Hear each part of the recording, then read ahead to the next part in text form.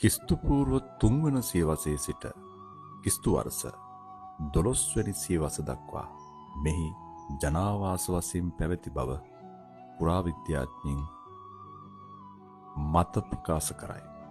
ලෙන් 77ක් මෙහි දකින්නට ලැබේ.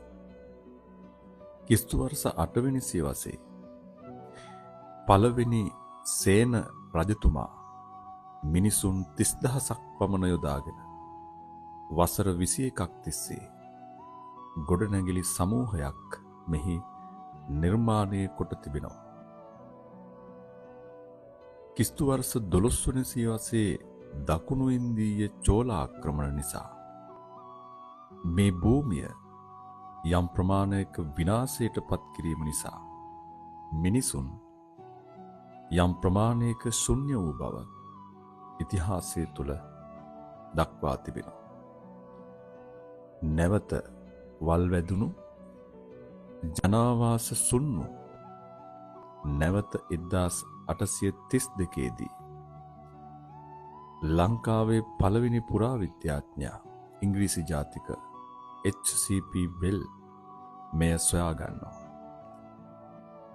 ඉනික් බිත්තිව වසර ගණනාවකට පසු 1962 දී යම් ප්‍රමාණයක ගොඩනැගිලි ප්‍රතිසංස්කරණය කරමින් පුරාවිද්‍යා දෙපාර්තමේන්තුව විසින් මෙය නඩත්තු කරමින් පවතිනවා.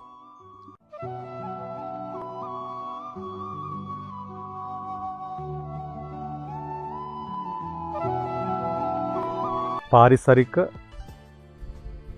විද්‍යාත්මක හා පුරාවිද්‍යාත්මක සෞන්දර්යාත්මක බවින් යුක්ත රිටිගල ලෝක උරුම පුරාවිද්‍යා ස්ථානය තමයි අපි මේ ඉන්නේ. මේ අතරම මේ ඖෂධ කන්දක් මේක. මේ රිටිගලට ආවේනික ඖෂධ 222ක් පමණ තිබෙන බව දැනට සොයාගෙන තිබෙනවා. දොඩු කන්ද රෝමන්සල වගේම මේ රිටිගලත් රාම රාවණා කතාවට සම්බන්ධ වන්නේ මෙහි ඇති බෙහෙත් ඖෂධ 220 ගණනක් නිසායි. රාම රාවණා යුද්ධෙදී ලක්ෂ්මණට විසපෝපු හීයක් වැදීම නිසා සිහිමූර්ජාව වූ බැවින් රාම කුමරු හනුමාන් ඉන්දියාවේ හිමාලයේ ඇති සංජීවනී කියන බෙහෙත් අරන් එන්නට පිටත් කර හරිනවා.